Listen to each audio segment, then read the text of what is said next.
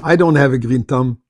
I know nothing about planting, harvesting, agriculture, but just my uneducated, ignorant mind in this field, excuse the pun, would tell me that when the field is overworked, that's when it should give less food, lesser quality. Yet there seems to be in the Torah just the opposite.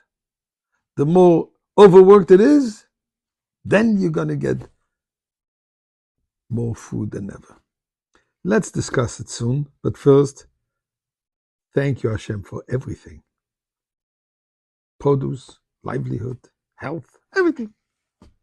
Miracles. Mizmor lesoid orila den kolorat iud desadene besimcho boyle for the benono. Look at the limus on the vla nachnam mit marisa boy show besed khatris besila. Oid le bach shma ki toy va den le lam khazdav yad der vo der munasoy. Let's give some tzedakah. This past Shabbat we said chazak chazak v'nis chazek. We concluded the third book of the Torah Vayikra. Among the last mitzvahs in this parasha is the mitzvah, the commandment of keeping sabbatical, Shemitah. And the Torah says the following. Every 7th year, you must give your piece of land rest.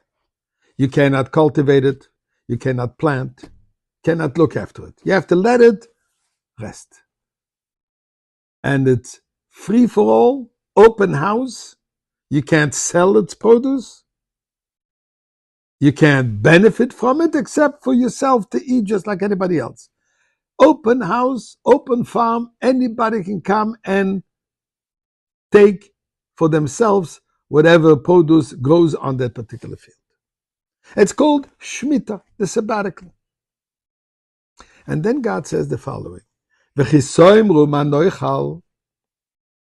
If when you will say, what are we going to eat Bashona Hashavis on the 7th year? We didn't plant, and we can't gather our food, we can't sell it. What are we going to live off if I have to close the business for an entire year? Says God, I will command my blessing on the 6th year.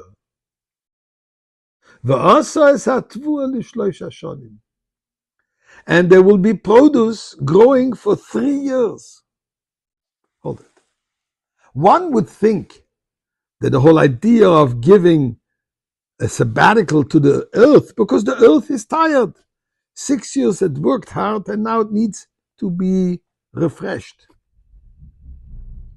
So if that's the case, then I would expect that on the 6th year of that cycle, already the earth should be a little bit more tired and give less produce. Says God, if you make a commitment on the 6th year that you will keep the laws of Shemitah, the laws of sabbatical, I promise you, says God, that on the 6th year you will have enough for the 6th, for the 7th, and for the 8th till you're going to start harvesting again. This is an amazing concept that Torah teaches us. Where is our livelihood coming from? Is our parnasa, is our livelihood coming from our effort? Or our livelihood obviously comes from God himself. We have to do the effort. Because that's what God said. Said God, with the sweat of your palm you will have to eat. So we have to work. But we have to remember the result is not depending on our effort. The result is depending on God's blessing. And God has this total trust in us, saying that if you make the commitment that next year you will be obeying my command, I promised you beforehand. I promise you now, on the 6th year, that you will see a tremendous, tremendous growth of produce. Now this is applicable not just to the law of Shemitah. This is to everything in our life. Talking about Shabbat, an example. Some people think if I'm going to close on Shabbat, The world goes under. I can't. The best day in my business. Says God, no. The best day is not depending on your customers. The best day is not depending on your effort. The best day is depending on me giving you the blessing.